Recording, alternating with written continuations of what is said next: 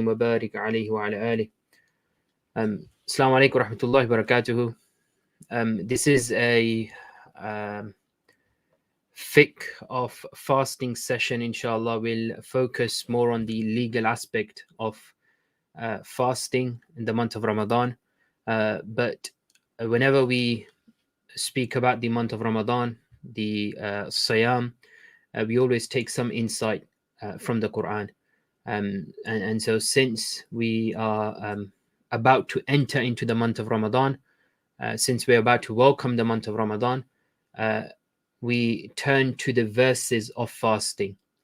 And the verses of fasting, really, they encapsulate the discussion on Ramadan and the reason for fasting, the purpose, the greater purpose of fasting. And it covers, the passages cover the spiritual dimension and the legal dimension, the legal aspect of the month of fasting. And so we begin with the verses of Surah Baqarah, where Allah subhanahu wa ta'ala says, Ya ayyuhalladhina ba'da a'udhu billahi minash shaitanir rajim, Ya ayyuhalladhina amanu kutiba alaykum as-siyamu kama kutiba ala alladhina min qablikum la'allakum tattaqun. O you who believe, fasting has been prescribed upon you like it was prescribed upon those before you. لَعَلَّكُمْ تَتَّقُونَ, so that you may become conscious of Allah, so that you may become aware of Allah, so that you become mindful of Allah. لَعَلَّكُمْ تَتَّقُونَ. لَعَلَّ comes for purpose. So that you may understand, so that you may learn, so that you may become aware and God-fearing of Allah subhanahu wa ta'ala. So la'alla comes for purpose. It comes to give a reason for why fasting has been prescribed upon us. We often give the reason of it reminds us of the poor. It gives us patience, and all of those are secondary sub-reasons. The main reason, the main purpose of fasting is لَعَلَّكُمْ تَتَّقُونَ, so that you become aware of God, so that you understand God, so that you become mindful of God, so that you become conscious of God. So لَعَلَّكُمْ really comes for hope. It comes, hopefully you will benefit from this thing in this way. This is why la'alla comes. La'alla comes to give hope. Do this, la'allakum, so that you will benefit in this way. So here what it means is that though we are fasting, though we remain hungry for the sake of Allah subhanahu wa ta'ala, we may attain the benefit of fasting. And so many people fast, many people go through the month of Ramadan, but they don't attain that la'allakum. They don't attain that benefit. They don't attain what fasting was supposed to give to them. They don't attain that. So here, what we want to attain, what Allah has, the benefit that Allah subhanahu wa ta'ala has placed within fasting, what we are hoping for is the consciousness of Allah subhanahu wa ta'ala. What we're hoping for is the fear of Allah, the taqwa of Allah subhanahu wa ta'ala. So it's possible that we will get this, but not guaranteed through fasting. And so we have to, when we are fasting, we have to actively hope that Allah subhanahu wa ta'ala at the end of the month of Ramadan, and we've had, like last week, we heard from our teacher Sheikh Suleiman, may Allah preserve and protect him. We heard from him the spiritual benefits of fasting. We heard from him the greater maqsad, the objective of fasting. And so in these verses, we are urged to fast, and we are told that at the end of fasting, you want to hope that you attain the purpose of fasting, which is becoming close to Allah subhanahu wa ta'ala, becoming aware of Allah subhanahu wa ta'ala. And just before we go into the legal dimension of the fast.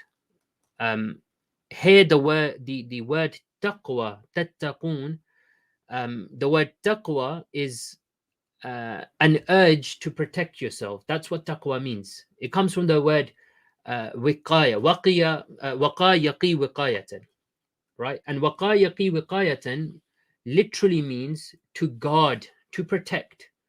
This is why we say in the dua too. We make a dua and we say waqina adhab an-nar. Allah protect us from, guard us from the punishment of the fire. Waqina adhab an-nar. And so here we're trying to we are hoping to attain some sort of protection, some sort of guarding. The verse, the verse here is as in which, in what it means. We will read the verse as Allah subhanahu wa ta'ala saying, I gave you fasting so that you develop the urge to protect yourselves, right? So that you develop the urge to shield yourselves. So I gave you fasting to protect yourselves, and chances are you will develop this awareness, and you will develop this God conscious, and you will develop this taqwa, right? So we remain hungry, we obey Allah subhanahu wa ta'ala, we do this all for the sake of Allah subhanahu wa ta'ala, and at the end Allah promises us that He will give us enough inner strength, He will give us enough power outside the month of Ramadan to protect ourselves. This is what we're developing in the month of Ramadan. We are developing our spirituality. Staying hungry is nothing but to develop your inner self, and to really and truly understand the inner dimension, to really truly tap into that inner spirituality. We have to know the fiqh of it. We have to know the outer, and this is why we've come together for a few moments, inshallah, to understand the fiqh of fasting, to understand this outer dimension, to understand the rulings, what makes the fast and what breaks the fast, inshallah. These are some verses. These are some things from the Ihya of Imam Ghazali rahimahullah ta'ala regarding the benefit of fasting, the virtues of fasting, the greatness of fasting, and so on and so forth. These are things that we have heard in the past few weeks, from our teachers, and particularly from Sheikh Sulaiman, who's mentioned. But I just want to mention this hadith. We often hear this hadith, but it's a important reminder. The Prophet sallallahu alaihi wasallam said, when the month of Ramadan begins, فتحت أبواب الجنة وغلقت أبواب الجهنم وسلسلة الشياطين. When the month of Ramadan enters, the doors of heaven are open, meaning the mercy of Allah subhanahu wa ta'ala is open. The doors of hellfire are shut, are closed. وسلسلة الشياطين, and the devils are chained. According to some scholars, this is literally, this is they take this as literally that the devils are chained. And some say what this means is that Allah subhanahu wa ta'ala has made things easy for you in the month of Ramadan. The influence of the shayateen is far less upon you in the month of Ramadan than outside the month of Ramadan. So it's not that the devils are chained, but the mercy of Allah has opened up to you. And this is what it means by the devils are chained. And a caller calls out, O seeker of goodness, advance, and O seeker of evil, come back to Allah subhanahu wa ta'ala. So we know it's a blessed month, it's a great month. And so Imam Ghazali rahimahullah ta'ala describes the fasting in his secrets, in his chapter of fasting. He describes the secrets of fasting, and he says rahimahullah ta'ala that there are three types of fasting. There's a fast of the common folk, the general Muslims. There's a fast of the particular select few people, and there's fast of the outstanding, the highest class. The fast of the common folk the general Muslims is a fast of remaining hungry. It's where they from dawn till dusk they remain hungry. They don't eat and they don't drink.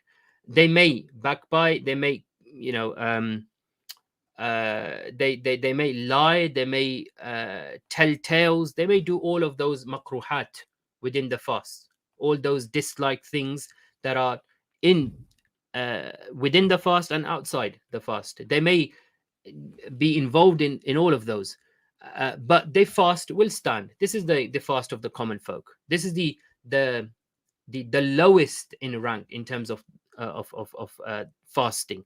Then it's the fast of the particular few, the select few. This is where people fast, they remain hungry, but also they stay away from the makruhat. They try to make their fast as perfect as possible in every way. They don't just fast the fast of the stomach, but they try to fast the fast of the eyes and the tongue and the ears and the hands and the feet and so on. This is the fast of particular people. This is the fast of select few. Then there's the fast of the outstanding, the highest class, the awliya. This is where they remain in dhikr. Not just that they are remaining hungry. Of course, they are fasting from dawn till dusk, abstaining from food, from drink, from marital relationships, and so on. And they are also abstaining from the makruhat, the disliked actions within fasting. But this is the fast of those who engage in dhikr throughout the day. They don't only have a fast of the of the stomach, but it's as if Imam Ghazali rahimahullah ta'ala says that if they were to think of food, if they were to think of something that may be an invalidator of fast, if it was to be taken, then that invalidates their fast, or they assume that that has invalidated their fast. Meaning, if they were to think of food and food breaks your fast, then it is as if their fast is broken. This is just thinking about food because they want to remain in dhikr all the time. This is the fast of the outstanding, the highest class. And Imam Ghazali rahimahullah ta'ala says that for us, I mean, he is from the awliya. He's from those who fast the fast of the outstanding. But he says for us, and includes himself, he says we are happy with the fast of the particular people, the select few. So this is what Imam Ghazali rahimahullah ta'ala mentions within his ihya about fasting. These again, like there's lots of things within here, but we will move to the fiqh of fasting, the legal aspect itself, inshallah. So firstly, fasting. What does fasting mean? Fasting means to abstain, imsak. It's to stay away from something. In Sharia, it means to stay away from food, to abstain from food, water, and spousal intimacy from dawn till dusk, with the intention of fasting. The intention is important. That every single day you renew that intention of fasting. So you abstain from food, you abstain from water, you abstain from spousal intimacy from dawn till dusk with the intention of fasting. And it has to be performed by one who, upon whom this is fard, the one who is required to, or the one who is capable of fasting. So this is what fasting literally and shar'an, what fasting means. There are different types of fasting. There are those types of fast which are fard upon us, some which are wajib, some sunnah, and so on. From the fasts which are obligatory and fard upon each and every one of us is the fasting of Ramadan and the making up of the fast of Ramadan if you miss the fast for a valid reason, which we will look at in a short while. So the fasting of Ramadan is an obligation upon us. Making up of those fasts, qada, is also an obligation upon us. The fast of kaffarah, these are the fasts of expiation. If you dishonor the month in any way, if you, for example, purposefully eat then you would have not just a qada, not just making up of that one fast that you have broken, but you would have a sort of punishment, and that is kafara, that's expiation, and that would be fasting 60 days consecutively. So those fasts also become obligatory. If kafara becomes fard upon a person, they would have to do it. This is from the obligation uh, that the shari has placed upon people. And vowed fasts. If I was to take a vow, I'm going to fast on such and such day. If um, this dua of mine is fulfilled, if such and such happens, that would be considered as vowed fast, and that becomes fard because you have made it fard upon yourself. You have obligated it upon yourself. So it will become fard. Then you have a wajib fast, mandatory. These are making up of broken nafil fasts. So those fasts that you've started, they were nafil fasts, but then you broke during the day, um, for whatever reason that may be. Those fasts have to be made up now. They become wajib. And then you have the sunnah fasts, recommended. These are the days of the 6 days of Shawwal, Mondays and Thursdays of every week. Voluntary fasts, any fasts of any day throughout the month, as throughout the year, as long as they are not upon disliked days. Then you have the disliked fast, the makruh tahriman. These are fasting on the day of Eid, the days of Tashriq, the days that follow the day of Eid al-Adha. So fasting on those days are it's makruh. It's severely disliked to fast on those days, and you have a mildly disliked. So these are different types of fasts. The one that we are concerned with is the first category. It's the obligatory fast. It's the fast of the month of Ramadan. Okay, we've said that intention is necessary. Intention is part of the definition of fasting. Otherwise, you're staying hungry. When do you make this intention? Some fasts require intention before the starting point of the fast. Some fasts require intention before suhoor, before dawn, and some fasts you're allowed to make intention even after the time for closing that fast has passed. So Ramadan is one of those fasts where you are allowed to make the intention up until the noon, the midday, up until what we call dahwatul kubra, up until midday. We're allowed to make the intention up until midday. So if someone wakes up late, past the time of suhoor, closing the fast, they missed the sahri. In this case, they can still make the intention and continue to fast, given that they don't eat anything after the time of suhoor, right? So they can make the intention even after. But those intentions that are required before the dawn, which fasts require intentions before the dawn? There are four types of fasts which require the intention before the dawn, right? So that's the qada of Ramadan. If you're ever to make the qada of Ramadan, you can't just get up, and if you missed the fast, the timing, sorry, if you missed the dawn, the true dawn, if you miss the time and fajr starts, you wake up after that and you are intending to make qada of Ramadan, you cannot intend um, at this moment now, because the time for intention for qada of Ramadan is before dawn, right? It's from maghrib of previous night to dawn to fajr. After fajr, if you didn't have the intention the previous night, you now don't have an intention. You now cannot make this fast. So you have to have the intention from the previous night up until the true dawn. Similarly, with making up from voluntary fasts, also fast of expiation and unspecified vows.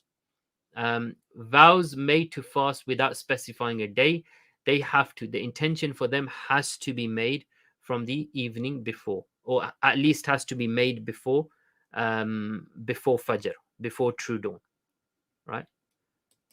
As for the fast, the adaf, the fasting of Ramadan, you can make the intention from maghrib of the previous day up until the midday of the next day, like we've said, right? The midday of the next day, this is called dahwatul kubra. Okay. So if, for example, the first fast begins on Saturday, you can start to make intention from Friday evening that I'm going to fast tomorrow. And you can, from that point, you can start making intention from that point up until Saturday midday, right? If someone doesn't make the intention from the night before, does not wake up for suhoor, does not wake up in time for dawn, they wake up after that, they can still have the intention for fasting, and they can continue. So this is reserved for the month of Ramadan. Okay. This is, how do you work out that midday that we've spoken about, the extent, or the time, the cutoff time when, up until you're allowed to make that intention. So how do you work the dahwatul kubra out?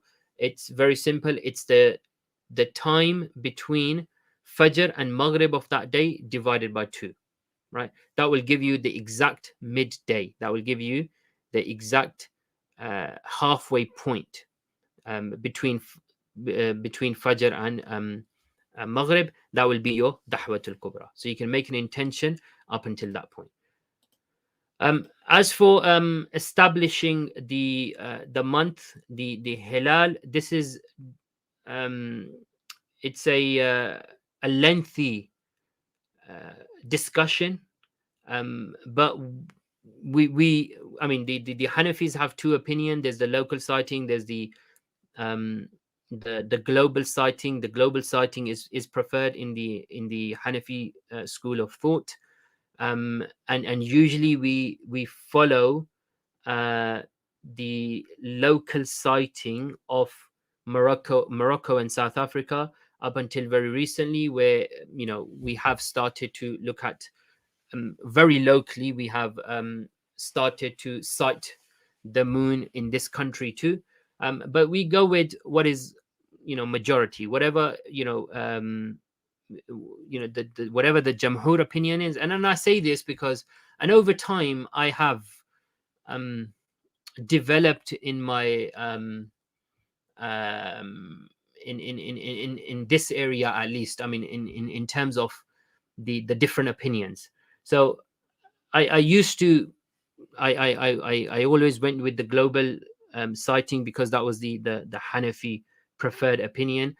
But looking at each and every opinion, there is there's evidence behind each opinion.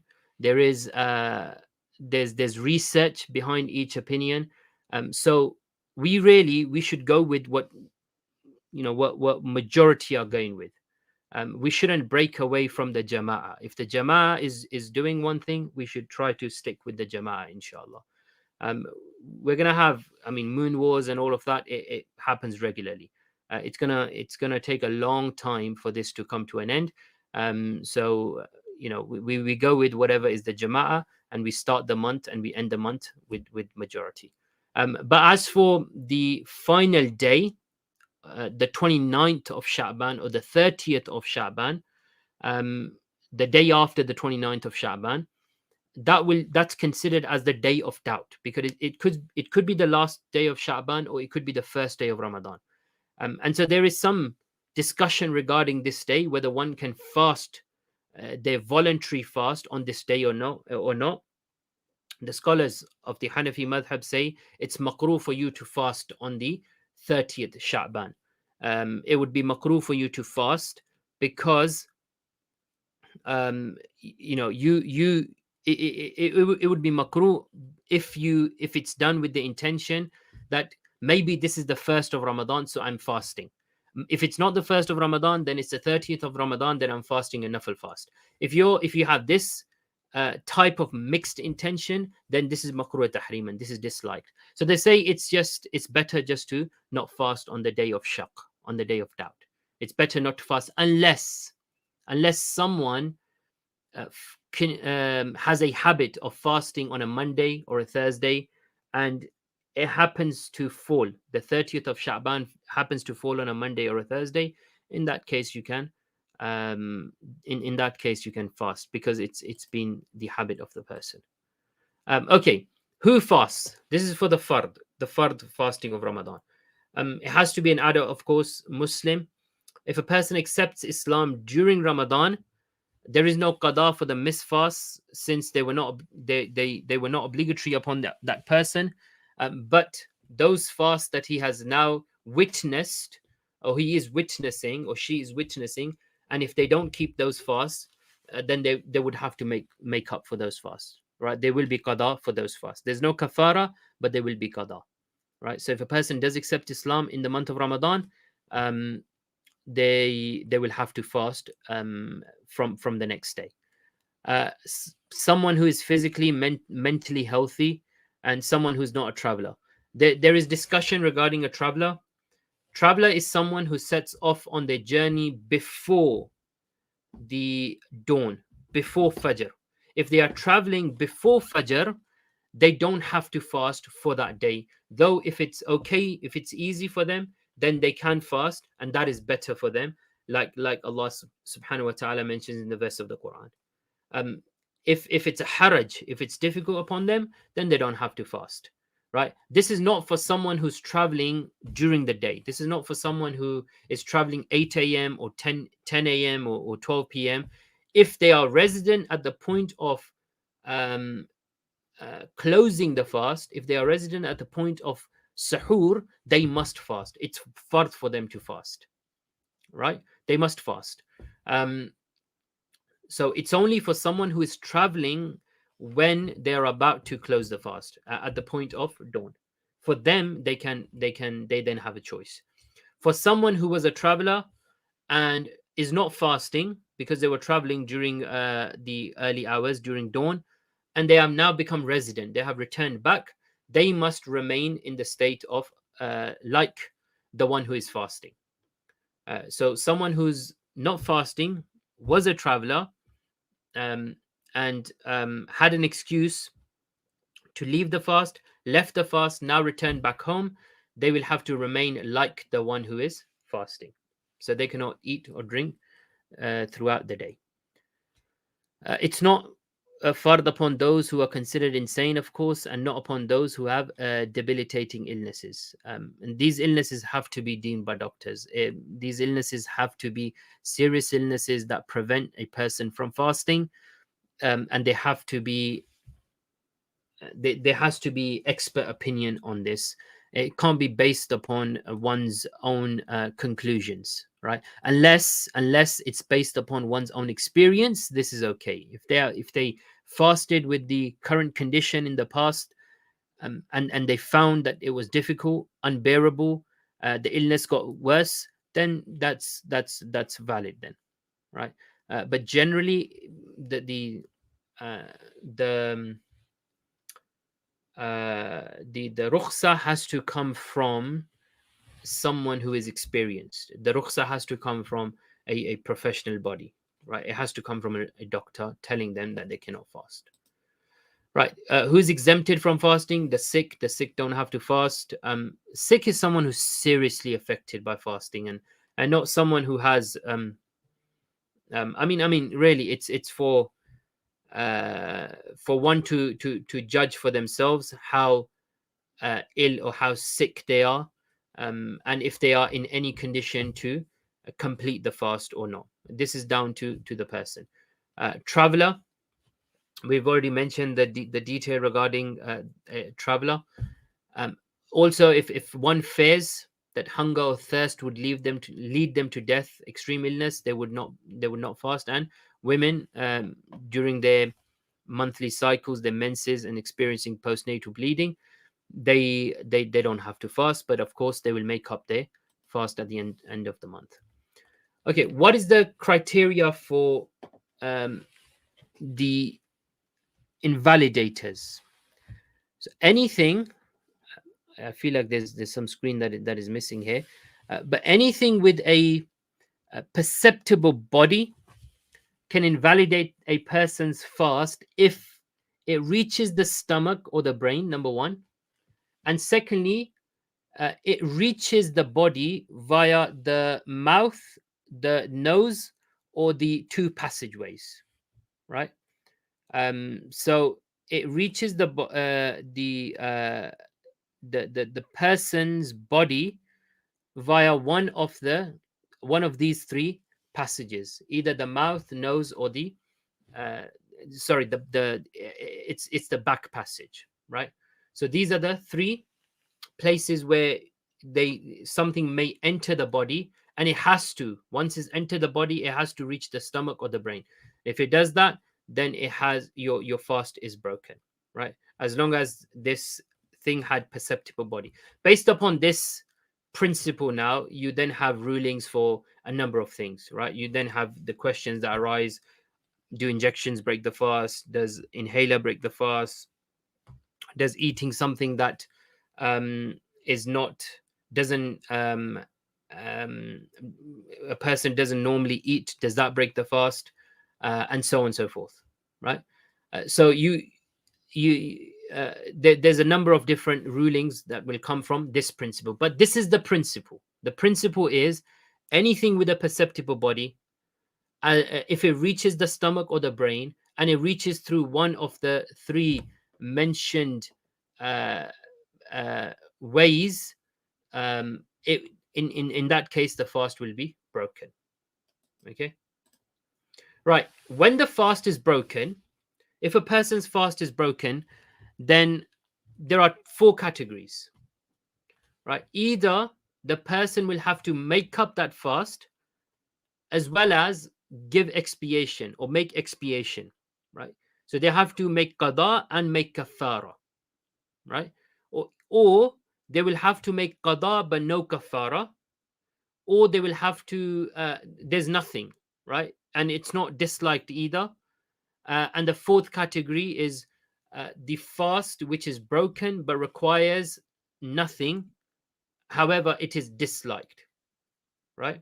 The fast so the first type is a fast which requires qada and kafara. Second type is fast which requires qada but no kafara. The third fast is a fast which doesn't require anything. It's not broken. You may think it's broken. It's not broken, and it's not disliked either. The fourth type of mufsidat is a fast which is not broken, so it doesn't require qada, it doesn't require kafara, but it is disliked. So you did do something that is disliked. Okay, and we will look at each one of these four categories. So you have those that require qada and kafara, those that require qada but no kafara, those that require nothing and are not disliked either, and those that require nothing but are disliked. So the first category, those that require qada, makeup, as well as expiation. They are fasts which a person purposely breaks, thinking, knowing that they are fasting, takes something, eats or drinks or engages in intimacy, knowing that they are in the month of Ramadan, knowing that they knowing the rulings of fasting, and knowing the sanctity of the month, they engage in one of these actions.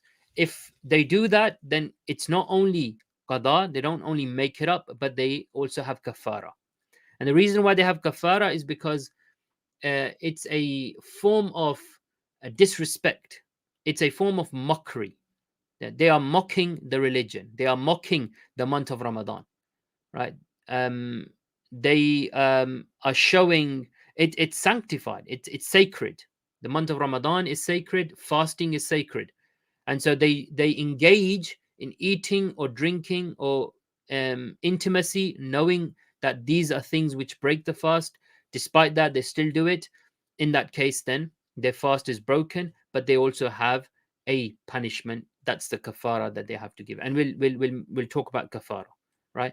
So the food or drink that they take in, they eat, it must be of nutritional value, uh, as opposed to eating stones, as opposed to swallowing stones or uncooked dough. These are things that you don't eat. If you eat any of these things, they also break your fast, but they don't cause kafara, right? They don't lead to kafara. Kafara is only for when you eat or drink something which is of nutritional value, something which gives you satisfaction, right? Otherwise, you only make up. You only make the fast is still broken if you swallow a stone. If you eat something that isn't usually eaten, it's not of nutritional value, you will still break the fast because it has reached the stomach. Remember, back to the principle. The principle was reaches the stomach or the brain and goes through one of these three uh, uh, places, right? And so it's gone through the mouth and it's reached the stomach, so therefore there will be qada.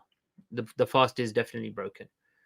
But if it's nutritional value, there is also kafara, right?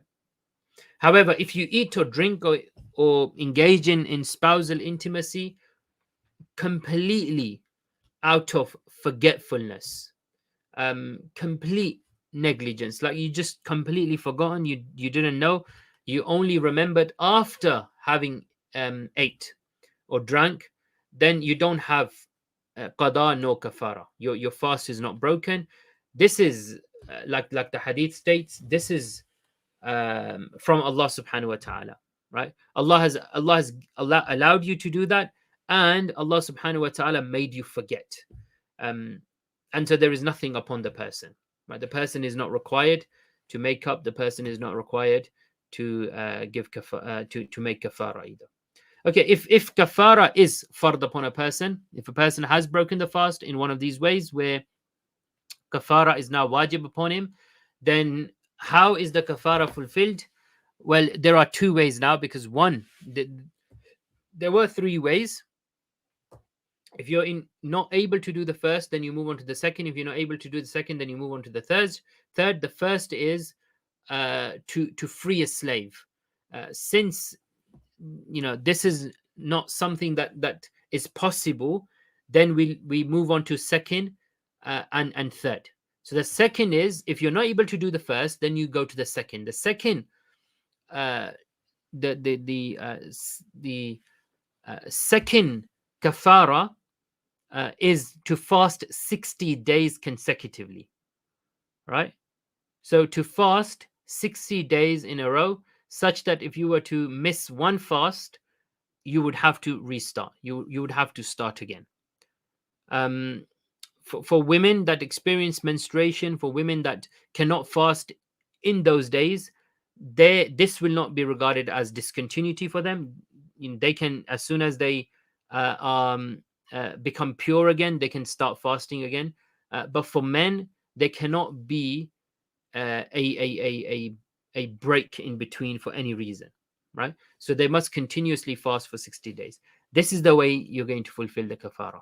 But you have to fast 60 days as kafara. If you're not able to do that because of weakness, because of health issues, and so on and so forth, then kafara for you is to feed 60 poor people 2 meals a day, or one person 2 meals for 60 days, right?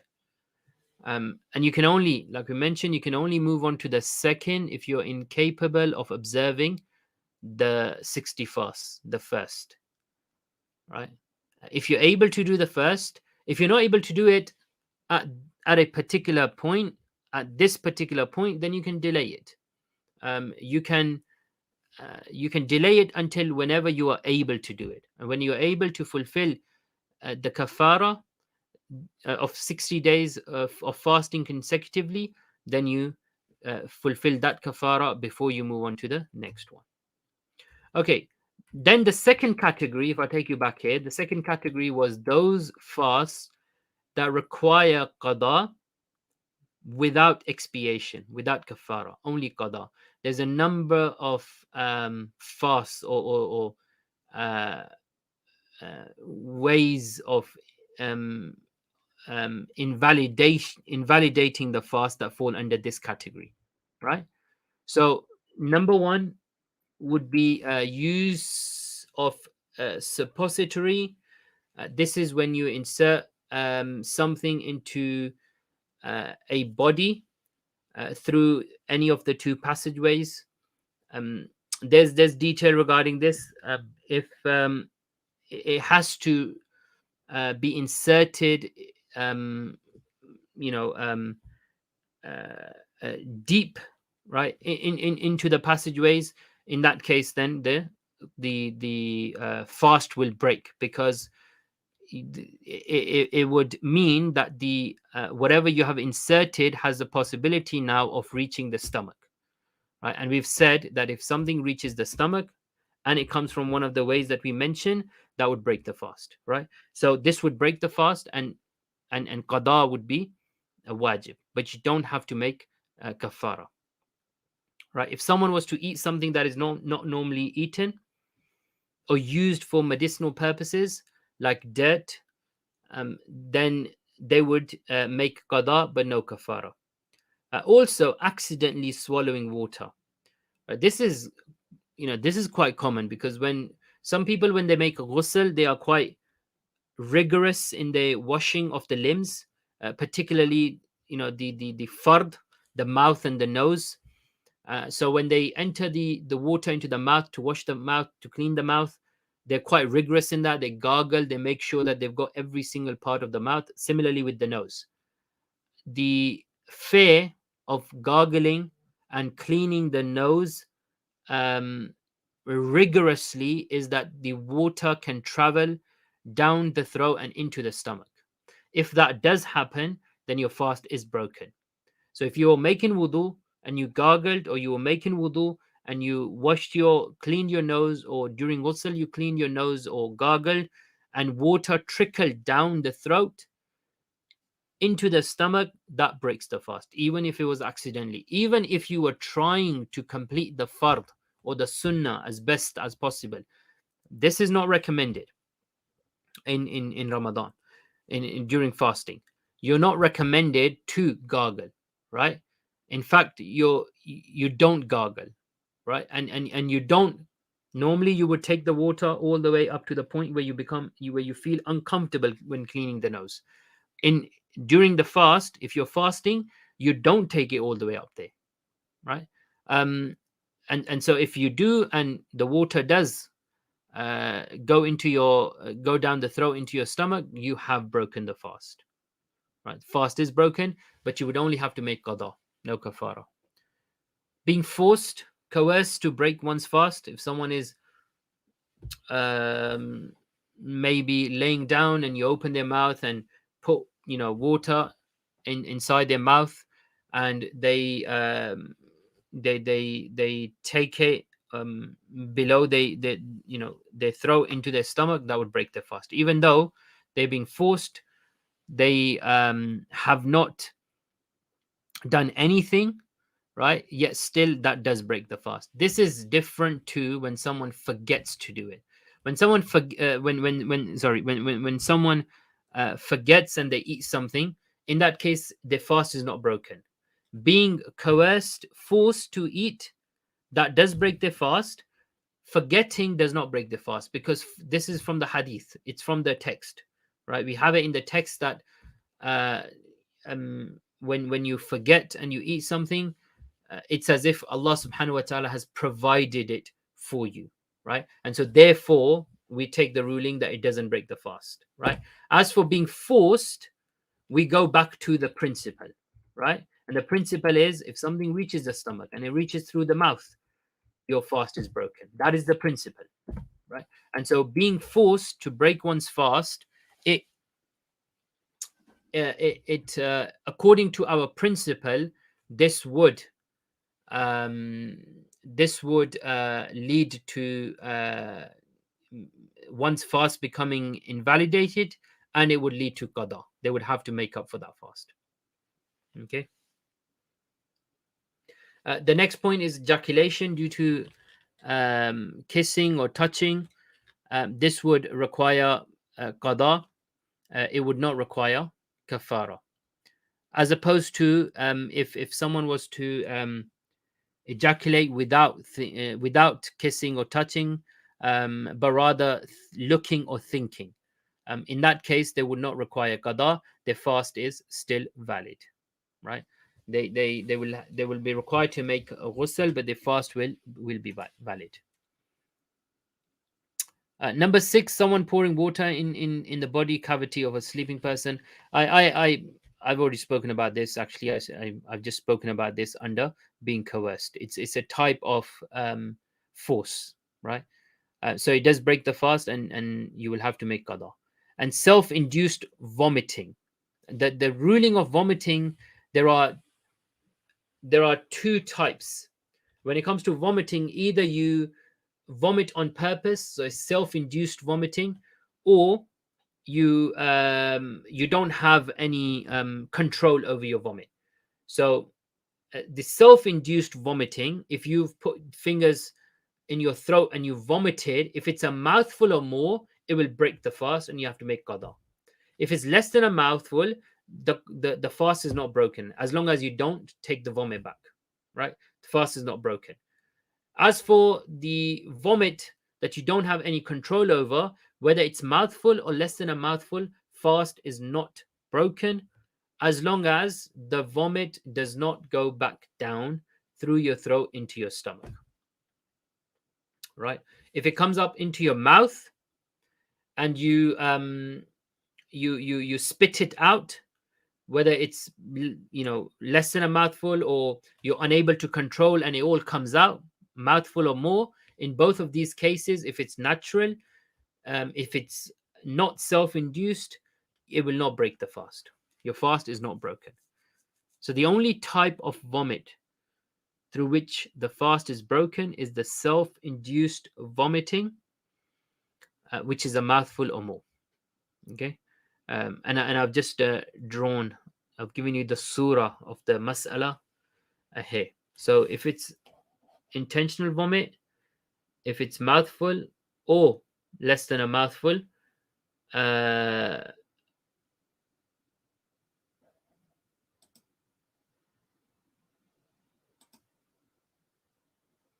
sorry, I'm just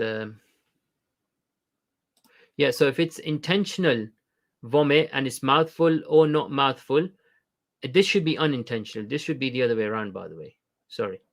This should be unintentional. If it's unintentional vomit, whether it's mouthful or not mouthful, no, sorry. My apology. I didn't read this as a fast invalid. So if this is right, if it's intentional and it's mouthful, the fast is invalid. If it's unintentional and not a mouthful, the fast is valid.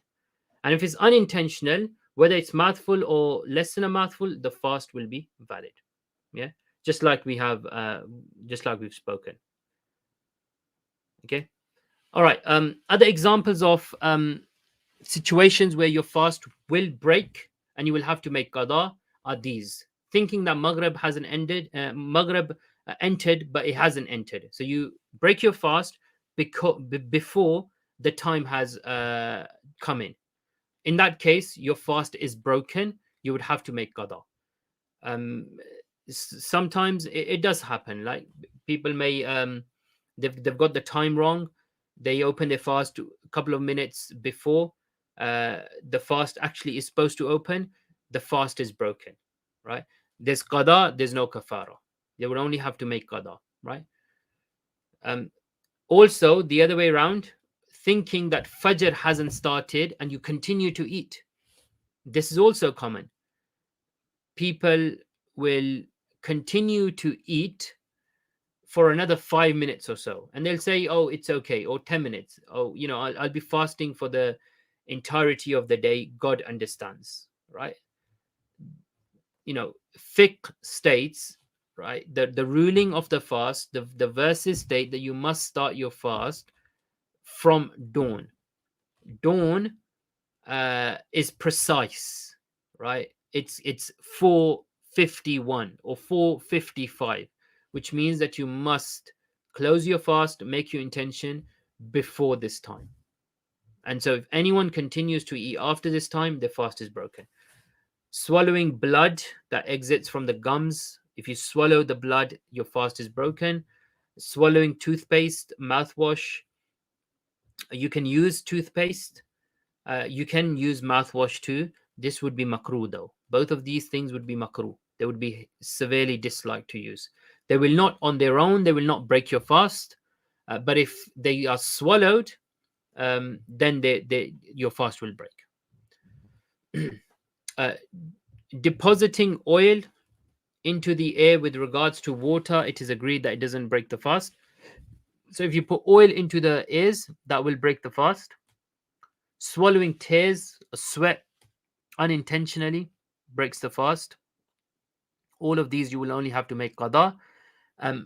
And eating the leftover food in your mouth. Once suhoor has been made, there is some leftover water, there's some leftover food stuck within the gums, within the teeth, and you eat that. If you swallow that after the fast has closed, your fast is broken, given with the condition that the piece of food that you ate is more than a chickpea. If it's less than a chickpea, then there is no qada. Fast has not broken. The fast will break if the food is more than a chickpea. Similarly, if you inhale intentionally, if you inhale smoke, if you inhale dust, water vapor, steam, anything like that, or even a fly, you would have to make the fast up. This is intentionally. If you're walking past a place, if you're walking past a factory and there's lots of smoke and you're breathing, so with each breath you take, you inhale some smoke. In that case, you're not intentionally inhaling. If you're not intentionally inhaling, then your fast is not broken, right? Similarly, if you're walking and your mouth is open and a fly goes in and it goes through your past your throat and into your stomach, your fast is not broken because this is unintentional. If, however, someone inhales smoke with enjoyment, right? You're I don't know, someone's a smoker. They vape and they haven't done it for 5 days, 6 days, and they walk past a place where there's lots of smoke, and they enjoy that. Like they enjoy the smell, the of the smoke. So they walk past it and they take the smoke in intentionally, and they enjoy it. Like, yeah, like I've got some comfort from this, right? If they enjoy it, they inhale smoke and they enjoy it, then not only do they make up qada, but that's kafara upon them too, right? They would have to make expiation in this case. And like we mentioned before, if it's unintentional and they walk in somewhere and the smoke hits them, or water vapor or steam or whatever it is, cooking, right? It hits them unintentionally, this is okay. You're walking through the kitchen, the smoke hits you, you breathe it in, this is fine. There's no expiation, there's no kafara. They will not have to make anything up. The fast is valid. Okay, the third category, if I take you back again, the third category was those situations that require nothing and are not disliked either, right? So those fasts which require nothing, like something's happened, but it's nothing. It hasn't broken your fast, nor is it disliked. Right? What do we have as examples of those? Blood cupping. Some may think that blood cupping breaks your fast. Blood cupping doesn't do anything, right? As long as a person is nice and healthy, it doesn't weaken a person, it doesn't make things difficult for a person, blood cupping would be fine in the state of fast. Using siwak, Again, this is okay. It's not disliked. It doesn't do anything. It doesn't break your fast. It doesn't. There's no qada upon a person. Rinsing the mouth or nose, as long as water doesn't go down the throat. Placing a wet garment on one's body or taking a bath due to heat. This again will not break your fast. It's not disliked either. Those things that are disliked. So the fourth category now. They don't break your fast, but these things are definitely disliked in the state of fasting. For example, to collect one's saliva in the mouth and then to swallow it with the intention or thinking that you will quench your thirst. If you do this, then this is disliked within the state of fasting. To chew rubber, to delay a bath that has become obligatory, which shows us this third one here, to delay a bath that has become obligatory. A person may engage in spousal intimacy up until the very end, up until the start of fajr. So now they will be starting their fast in a state of impurity. Is that allowed or not? That is allowed, right? It's disliked, but the fast is valid, right? Your fast is valid even if you are in a state of major ritual impurity requiring ghusl. Right, so to delay a bath that has become obligatory intentionally till after Fajr time, this is disliked, but the fast is valid. To gargle whilst doing wudu, this is commonly disliked. Thing that is often done. Again, refrain from gargling during during Ramadan, and also cleaning the nose like rigorously, taking the water, sniffing the water. Some people really take the water up. They just want to be really, really careful, especially in ghusl. It's a fard of ghusl, and I can understand that. But in the month of Ramadan, this is not recommended. Yeah, we refrain from this. So cleaning the mouth and cleaning the nose rigorously, we refrain from that. Other disliked things are like complaining of hunger, arguing, using filthy language. These are things that are disliked even outside the month, fasting outside the month of Ramadan, but more so in the month of Ramadan whilst fasting. Lying, backbiting, the using toothpaste when brushing teeth. This is disliked unless the toothpaste goes beyond your throat down into the stomach. Then the fast is broken, and you would have to make qada, right? But the mere usage of toothpaste when brushing the teeth, this would be makruh. It would not break the fast. Tasting food, chewing it for a child unless necessary. If it's not necessary, this is disliked. And again, with chewing the food and tasting the food, as soon as you've done it, you have to just rinse the mouth out. So all the bits, they are spat out, right? And they don't go past the throat and into the stomach, which will obviously break the fast. Smelling a rose intentionally or any other smell or perfume, this would be disliked. Actually, those perfumes that or deodorants that have a body, right? You can see them visibly. If you smell those intentionally, you take them in, then that would break the fast, right? Because that's something that has a perceptible body. You've intentionally taken that in through your nose, past your throat and into the stomach. That breaks the fast. So when you are spraying deodorant, when you are using perfume, just make sure that you are not inhaling on purpose, right? You spray it and that's it. Okay, you don't intentionally take anything in, right? If of course we've mentioned before, if unintentionally as you are breathing, the perfume or the deodorant then goes in, then this of course cannot be, you can't refrain from this, right? This would not break the fast. So unintentionally would not break the fast. Okay, what are the things that don't invalidate the fast? Swallowing one's saliva does not invalidate the fast. Sniffing up mucus, so you're bringing up mucus from your nose into your throat and then taking it down, that does not break the fast. Inhaling smoke unintentionally doesn't break the fast. Starting the fast in the state of major ritual impurity, we've spoken about that. Injections, as long as they are going straight into your bloodstream. If injections are going straight into your stomach, say for example, you put an injection and it goes into your stomach, that does break the fast. But majority of the injections, most of the injections are going into your bloodstream.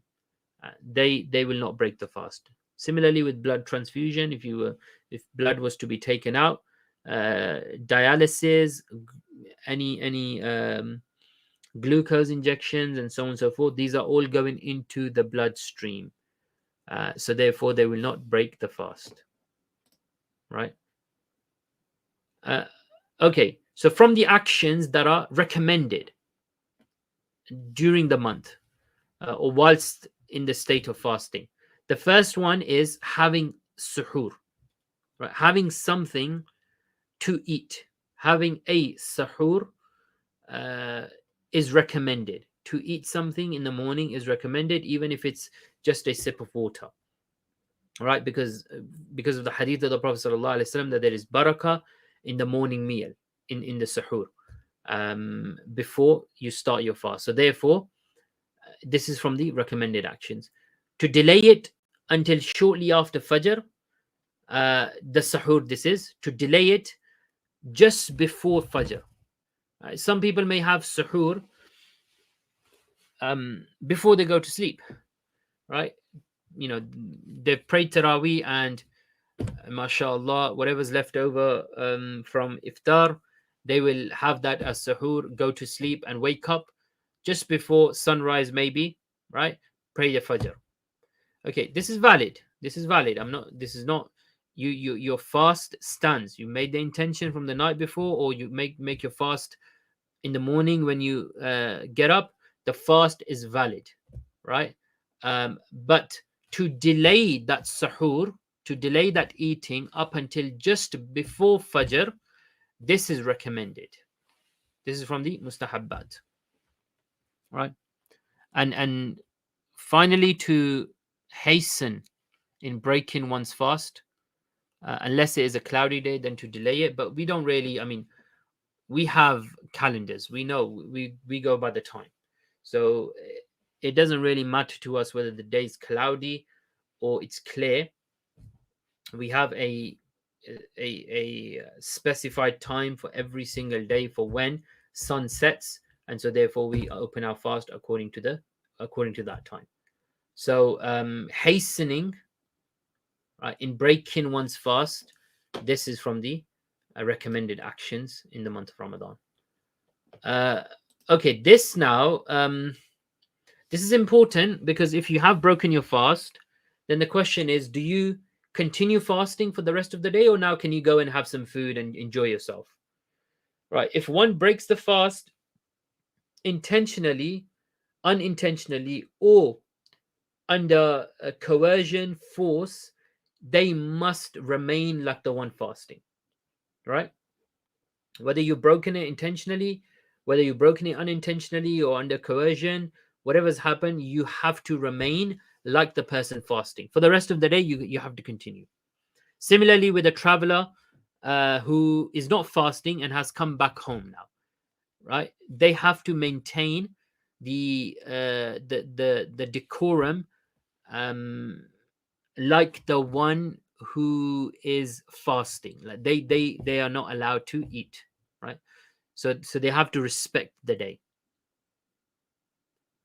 For a woman who becomes pure from her menstruation or postnatal bleeding, so during the day she becomes pure, meaning that she has stopped the cycle, the bleeding has stopped, and so therefore she has taken ghusl. Now she has become pure.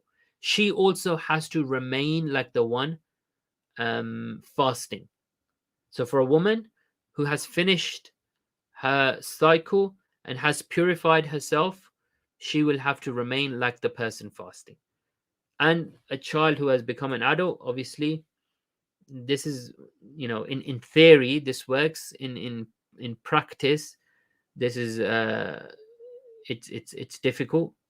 But a child who didn't start the fast because he was a child, became an adult during the day, would remain in the state of fasting, if you can somehow calculate that.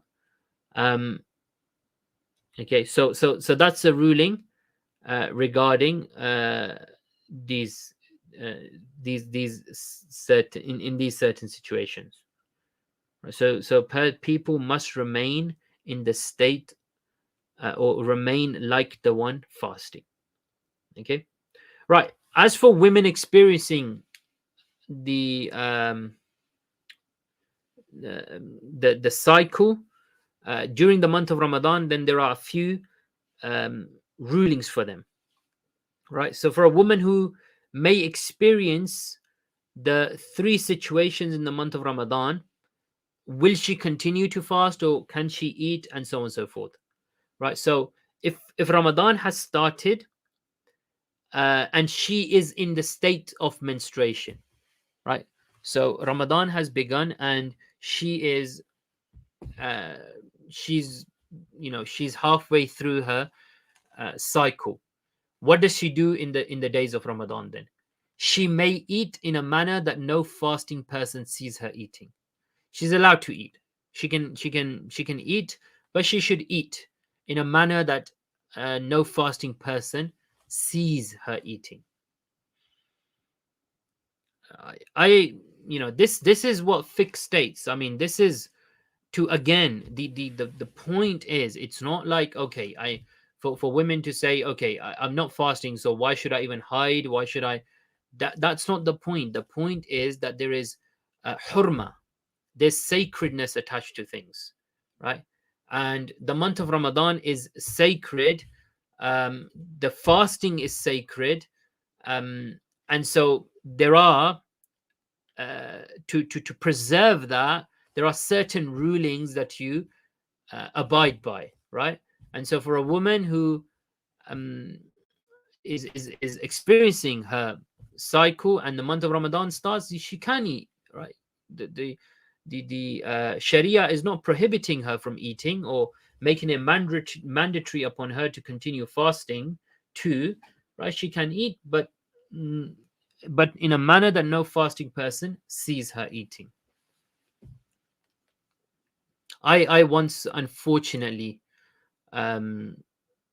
went to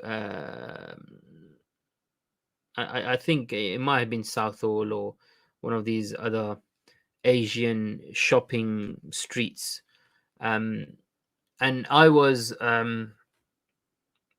shocked at, this was days of Ramadan, right? But I was genuinely shocked at the number of people that were that were buying food or eating food in takeaways, sat in takeaways, and so on. So I was shocked. Obviously, particularly women. Of course, they can eat and so on and so forth. But again, it's the hurma. It's all about the sanctity and the sacredness. This is why the ruling is there. Okay. What about for a woman whose menstruation starts during the day? So she begins fasting, but then during the day the menstruation starts. What does she have to do? She must eat. She can eat, no problem. She should eat, in fact, right? So she can break, her fast is broken anyway, so she should eat, but she should eat again in a manner that no fasting person sees her, right? It's not right for her to carry on fasting, right? In fact, Sharia says, don't carry on fasting. Don't carry on remaining hungry, right? In fact, you can eat, right? So don't create that likeness with those that are fasting. Eat, but eat in a manner, again, that no fasting person sees you. And the third situation is, or scenario is, of a woman whose menstruation stops during the day. So this is like the one we have mentioned on the previous slide, where she was she had she was in her monthly cycle, and during the day this stops. She now must conduct herself like the fasting person. She must abstain from eating, drinking, intimacy for the remainder of the day. So she purifies herself, and then she's like the fasting person, right? So these are the three scenarios that can arise for the women folk. Okay, right. Fidya, I mean, in terms of what invalidates the fasting, we have covered everything. So we've looked at the four types of fasting, the four types of invalidators. We looked at, or what is presumed as invalidators. We've looked at the disliked things within fasting. We've looked at those things that don't do anything. There's no qada, there's no kafara. We've looked at some rules regarding the women. So now, if someone is not able to fast at all, due to their illness, due to their debilitating illness, due to whatever reason, they are not able to fast at all, then Sharia imposes fidya upon them. They have to pay for every single fast that they miss. And fidya is an amount equivalent to sadaqatul fitr. So, around about £5. So for every fast that a person misses, and they will never be able to make up for that fast. This is what it means, really. You have to be so ill that you think that you will never ever recover in your life. In that case, you can give fidya. This really mostly applies to elderly folk, right? Those that are not going to, they're not going to get any healthier, and they cannot fast, and so therefore they can give sadaqatul fitr, right? So if you think that you will get better during the year, then you're not allowed to give fidya. If you give fidya, fine, right? But you will still have to make up for that fast. When it comes around to it, if you have qada on you, you will have to make up for that fast. Okay, so fidya is an amount equivalent to sadaqatul fitr. It's given in exchange of keeping fasts if one is completely unable to do so. So the condition is that this inability continues until death. Otherwise, when you're able to do it, right, then the missed fasts have to be made up. Okay. And for an ill person, as long as the condition remains chronic, such that the person cannot fast either in Ramadan or make it up later on, they will continue to give fidya instead of fasting. So every single year, they will just give fidya, right? They will continue to give fidya. If the condition does improve and they've given fidya in the past, then that fidya has not made up for their fast, right? Because if they have now got better, they will now have to make up for that fast, right? So fidya is only there if you're never able to recover and you're never able to fast outside the month of Ramadan. You're never able to make qada. You can give fidya, right? If you do get better, then you will have to make up for that fast, right? And fidya is, like we mentioned, fidya is £5. So £5 for each fast. If someone misses the entire month, then £150 they would have to give to charity. The fidya has to be given to the poor. Okay. All right. That leads us on to Taraweeh, the night prayer within the month of Ramadan. It's a sunnah mu'akkada, meaning that it's an emphasized practice within fiqh, within the Hanafi madhab, to pray it. That's to pray it alone. To pray it in congregation, that's a communal sunnah. So as long as some people are praying alone, it's not like wajib upon you to pray. It's not even sunnah mu'akkada for you to pray in jama'ah. You can pray alone. But you will often find that it's easier to pray in jama'ah, in congregation. You can get lazy if you're at home and you're praying at home. You can get lazy. You may not even pray 20 rak'ah. You may suffice with 8 or 12 or 16 and so on, right? But if you're in congregation, if you're together, then it's a lot easier, right? But definitely it's a sunnah mu'akkada individually in the Hanafi madhab, and it's a communal sunnah, meaning if some people of that community are praying together, the burden is lifted from the rest of the community, right? Okay. And of course, if you're praying in a masjid, that's far more superior than praying in the masjid of the home, right? In the musalla of the home. Praying in a masjid is a lot better. Okay.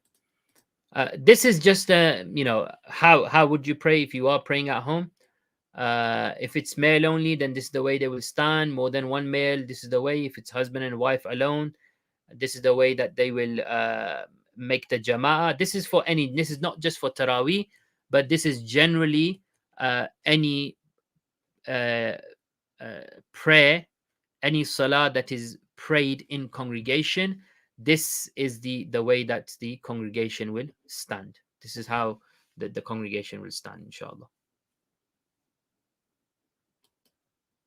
Okay. There is something, I mean, just before the general advice for women, we obviously, there's the rulings of i'tikaf. I'tikaf is it's not it's a sunnah for men to sit i'tikaf in a masjid. It's a communal sunnah, meaning that if some people from the community sit i'tikaf in the masjid, then again the burden is lifted from the rest of us. It's not a sunnah for women, as if no woman was to sit i'tikaf, there is no sin upon any of the women, right? But particular rulings to i'tikaf, particular rulings of i'tikaf are things like you're not allowed to leave the masjid, the musalla, wherever you're sitting i'tikaf, unless there are very few exemptions. Like, for example, there is no Jummah prayer. There is someone has passed away, and you have to visit the funeral, and you go there, and then you come back straight away to the masjid that you sat i'tikaf in. These are some exemptions that are made, but generally you're not allowed to leave the premises of that masjid. You're not allowed to leave the masjid. You're not allowed to go out what is considered to be outside the masjid if you're sat i'tikaf. You engage whilst you're in i'tikaf. If it's a sunnah i'tikaf, it has to be 10 days, and you have to engage in worship. You don't have to become silent in i'tikaf. It's not that's it. You don't talk to anyone. You don't engage. No, a word of a good word, a good piece of advice, or giving nasiha, that is far better than remaining quiet, right? So if you sit i'tikaf, then you engage in worship, that's a moment when you really disconnect from the world. It's a chance, it's an opportunity to reset yourself. It's a detox in a way, right? You're getting rid of everything, all this information and constant rubbish that you've been taken in, right? It's an opportunity to reset yourself. So it's a beautiful sunnah of the Messenger of God sallallahu alaihi wasallam, for those, of course, that are able to sit i'tikaf in the last 10 days. If you can't do 10 days, then there's nafil i'tikaf. The nafil i'tikaf is as many days as you can. If you can only do a few moments, a few hours, the last day or 27th day or whatever, right? You can do the last 3 days. Do whatever you can, right? Do spend some time in the masjid, and the best way to spend time in the masjid is engage with the book of Allah subhanahu wa ta'ala, with the Quran in the month in which the Quran was revealed. There is nothing better than that. Everything returns back to the Quran, especially in the month of Ramadan. So general advice for women, this is obviously women who may not be fasting, who may not be praying, and feel that they are missing out. I mentioned this in one of my recent fiqh lessons, that there's a hadith that on the day of judgment, the women folk will come with the most purest of deeds, right? These are deeds that are completely unmudded, right? They are pure deeds. How can someone achieve such pure deeds, right? They are those deeds, or they are those actions which they did, or those commandments of Allah subhanahu wa ta'ala which they fulfilled, the commandments of leaving things. And there cannot be any insincerity within that. If Allah told you to leave the prayer and you leave the prayer, there's no insincerity in that, right? But if Allah tells us to pray and make the prayer, and we make the prayer but we think that we are better than someone else, or we think that we made the prayer and someone else hasn't made the prayer, there's some sort of insincerity that creeps in. So the actions that we do actively, there's always that fear of insincerity within those. But if you leave an action and you're following the command of Allah of leaving the action, then those are the purest deeds that someone can collect. And that opportunity that's only given to the women, right? That they leave the prayer and they leave the fasting for the sake of Allah subhanahu wa ta'ala. Those really are the best actions, the most purest form of good deeds that a person can collect in dunya, right? So it's not that they are missing out. In fact, they are doing far more by following the command of Allah subhanahu wa ta'ala than anyone that may be engaged in worship, because that worship may be muddied with insincerity and kibr and so on, right?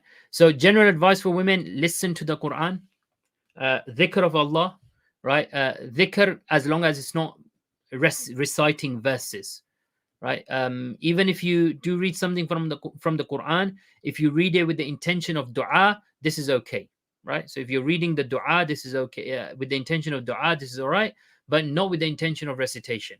So you make dhikr of Allah, and if it's from the book of Allah, then make it with the intention of dua and not qira'ah, not recitation.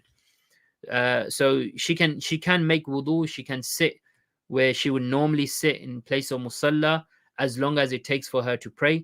This is recommended by the fuqaha. Send salawat upon the Messenger sallallahu alaihi wasallam, be charitable, make repentance, and really, I mean, everything else that she does, it's a source of goodness for the entire family. So there's plenty for women to do in the month of Ramadan too, even if most of their month seems like they haven't engaged in any worship. There's plenty of worship that they have been engaging in, right? And that really, that brings us to the end, inshallah. Allahumma salli wa sallim wa barik alayhi wa ala alihi. I know that there are questions. I haven't been following the questions, so Assalamu alaikum wa rahmatullahi wa barakatuh. I will see if I can pick some questions out. I could ask the questions if that's okay with you. If that's easier. Assalamu alaikum wa rahmatullah. I pray that you. Are you allowed to take medicine whilst fasting? No. If you do take the medicine, the fast will break, but only qada will be upon the person and not kaffarah, right? So if someone takes medicine and they need to take medicine, then they need to take medicine. They should take medicine, right? If they can take medicine before fasting or after fasting, then they should take it before or after. right? And not during. But if they do take it during, no matter how important the medicine is, how necessary it is, your fast will break. You will have to just make qada. Inhaler does break the fast, yes. When is Ramadan? That's a very, very important question. We are unsure at the moment. It could be Monday or it could be Tuesday.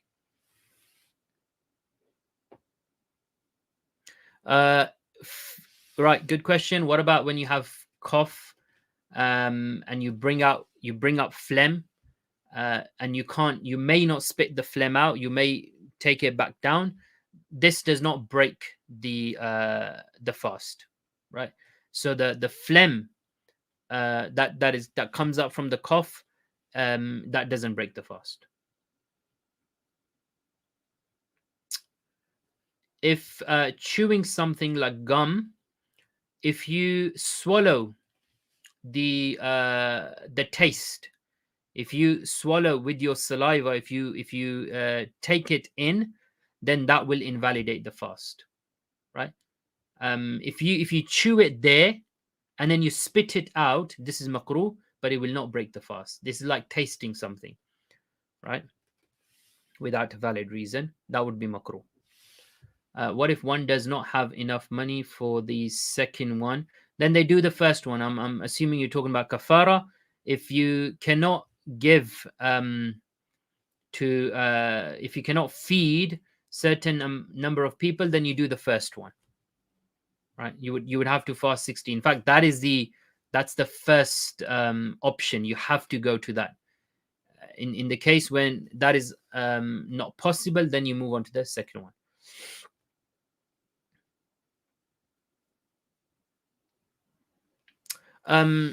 Sultan Mir, if you have kidney issues, you have dehydration, if it's a non-Muslim doctor that you engage with and is given you the has told you that you should not fast after you have explained the importance of fasting, it being an obligation and so on and so forth, if they still tell you that you cannot fast, your illness will become worse, then you take that, right? You will take that, even if it is a non-Muslim doctor. After explaining to them the importance of fasting, you will take their nasiha, you will take the advice, and if they tell you not to fast, then you don't fast and you give.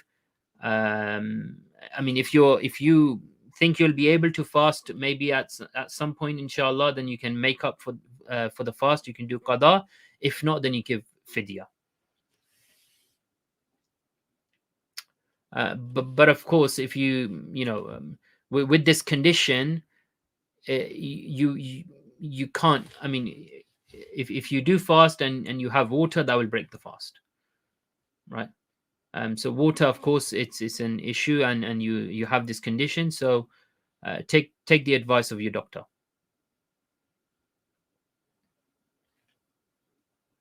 A tafsir. There's I mean, it depends what you English, Arabic, but there are a number of good translations of tafsir, right? So you can have a look at Imam Qurtubi's translation, or you can look at Ibn Kathir's translation. Imam Razi, there are some volumes that are translated that are available in PDF as well. These are lengthy tafsir, but yeah, you can have a look at those translations.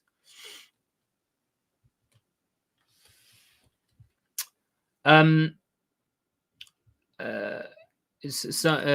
Kareem from London is asking about whether one breaks their fast if they kiss or touch someone. No, unless you have a fear of desire, right? If kissing takes place without any anything leaving your body, or you have no fear of desire, then this would be okay. But if there's fear of desire, this would be makruh, right? It wouldn't break your fast, but it would be disliked.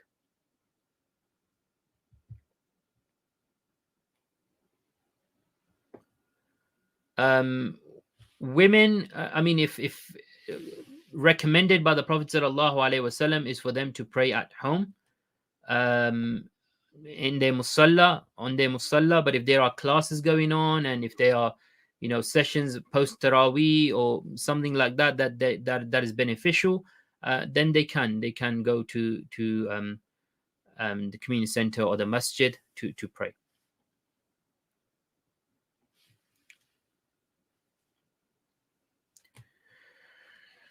Hasib's asking if we have a schedule to make up the prayers every day, can we still pray tahajjud inside and outside of Ramadan?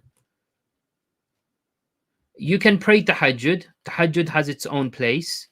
If you have a schedule to make up the prayers, you don't leave what has become your habit to make up those prayers. The making up the prayers have their own. That's that has its own place, and your tahajjud prayer and your sunnah muakkadas have their own place, right? So you don't. In other words, what I'm saying is that you don't leave the tahajjud prayer just because you can make another 2 sets of prayers at that time, right? Tahajjud has its own place, and you should make the tahajjud. At the same time, you should make up as many prayers as possible each day, right? So each have their own place, and this is in Hanafi fiqh. Like, for example, a lot of people will ask this question: can I leave the sunnah muakkadas, right? Can I leave the Taraweeh prayer, right? And I make up my own prayer? This is not recommended at all. This is not advised at all, right? The hukam of sunnah muakkada is that it's an emphasized sunnah. It's it has you must pray that, because if you miss it regularly, then you'll be reprimanded, or you are you will be sinful, right? And so therefore the sunnah muakkadas have to be prayed. They have their own place. But the qada has its own place. You have to make the qada, right?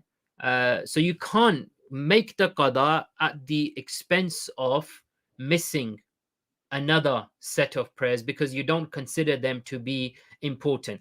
Qada is like, that's your, I can understand, people, everyone's on their journey and so on and so forth. But right, this is what, this, you could have made this in the right time. So you've piled this qada up yourself. And then to pray this, to take this and pray it at the time of other prayers that are also emphasized, this is not right. At least in the Hanafi fiqh, this is not right. Does 2 units count as Taraweeh? Like Maliki say, our local mosque pray 8 long Taraweeh, and I go with my family to pray there. Yeah, it's a nafil prayer. So if you're making the intention of the 2 units as a Taraweeh, then you're making intention of Taraweeh, right? So that's fine, right? So the 2 units will count as Taraweeh, right? Someone's asking, what if they are unable to fast 60 days? Or what if they're unable to fast 60 days as well as they are unable to make the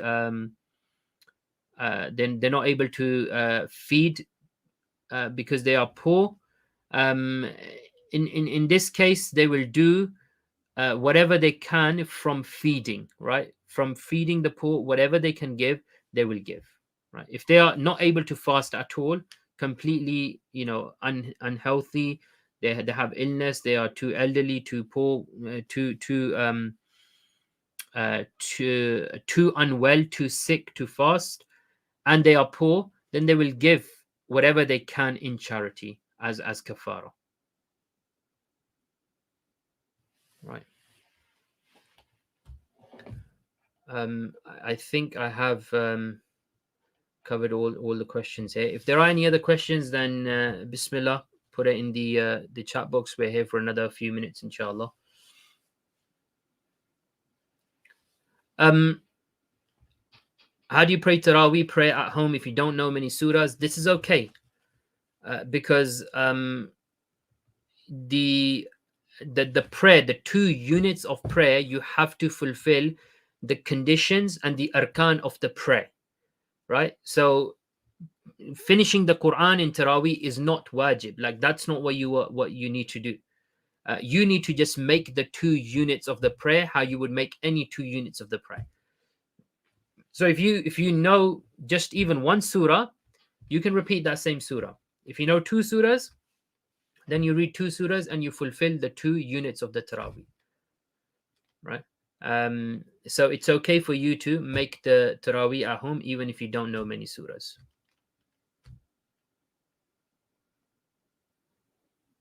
Okay.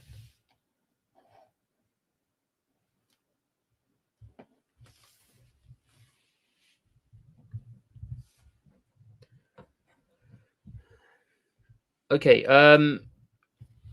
we'll leave it there, inshallah, if there are no more questions.